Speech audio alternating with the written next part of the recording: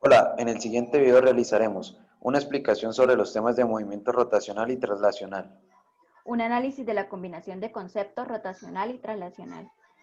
Un ejercicio enlazando los dos movimientos examinados anteriormente en el cual procederá a estudiar su fenomenología y desarrollo. En el movimiento de rotación alrededor de un eje que pasa por el centro de masa, la velocidad de un punto del sólido es proporcional al radio de la circunferencia que describe, y su dirección es tangente a dicha circunferencia. Gráficamente se representa de la siguiente manera. Un cuerpo rígido posee un movimiento de rotación pura cuando cambia su orientación mientras se mueve, de tal forma que todas las partículas que lo conforman describen trayectorias circulares con centros en el eje de rotación.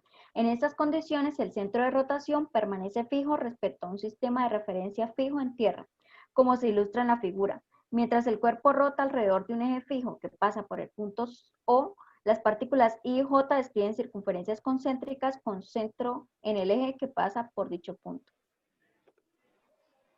Movimiento traslacional.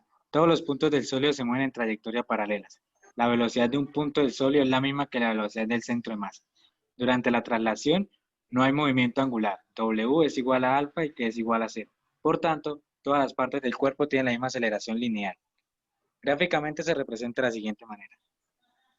Se presenta un movimiento de traslación pura cuando el cuerpo cambia de posición sin cambiar su orientación, es decir, todos los puntos del cuerpo sufren el mismo desplazamiento a medida que transcurre el tiempo.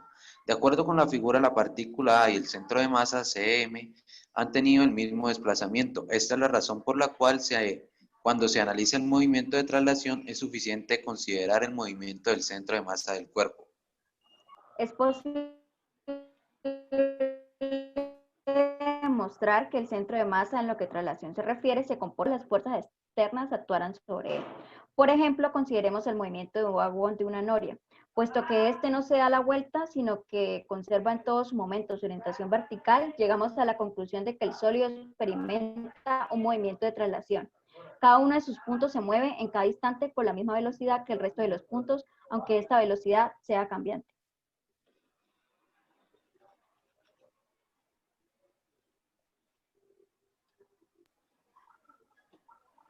Movimiento de rotación más traslación. Un cuerpo rígido puede tener dos movimientos simultáneos, uno de traslación y otro de rotación. Es decir, el movimiento más general de un cuerpo rígido se puede considerar como una combinación de traslación y rotación.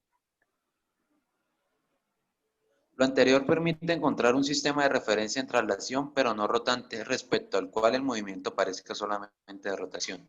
Como se observa en la figura, el movimiento del cuerpo al pasar de la posición 1 a la posición 2 se puede considerar como una traslación del centro de masa y una rotación alrededor de un eje que pasa a través del centro de masa. Este movimiento combinado genera diferentes desplazamientos a las diferentes partículas que conforman el cuerpo rígido. Así, el desplazamiento del centro de masa es diferente al desplazamiento de la partícula A y en general se presenta esta situación para todas las partículas del cuerpo. Ejemplos.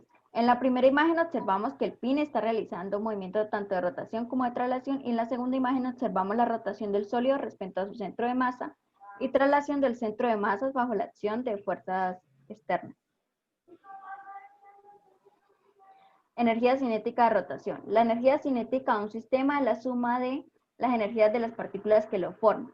Cuando un sólido rígido gira en torno a un eje que pasa por su centro de masa, las partículas describen un movimiento circular en torno a dicho eje con una velocidad lineal distinta según sea la distancia de la partícula al eje de giro, pero no todas giran con la misma velocidad angular, ya que en caso contrario el sólido se deformaría. En la siguiente imagen podemos observar las diferentes fórmulas del movimiento rotacional en torno a un eje fijo y del movimiento traslacional. La energía cinética rotacional no es una nueva energía, una forma de energía, simplemente se trata de energía cinética ordinaria. Mas, sin embargo, la nueva expresión matemática es más conveniente cuando tratamos con rotaciones, siempre y cuando sepamos calcular el movimiento de inercia y está dada por la siguiente fórmula. En la siguiente imagen también podemos observar las fórmulas del movimiento rotacional a un eje fijo y movimiento traslacional.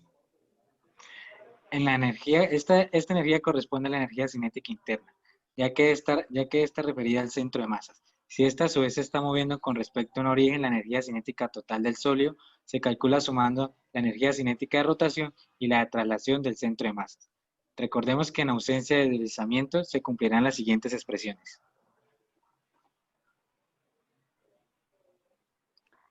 Simulaciones.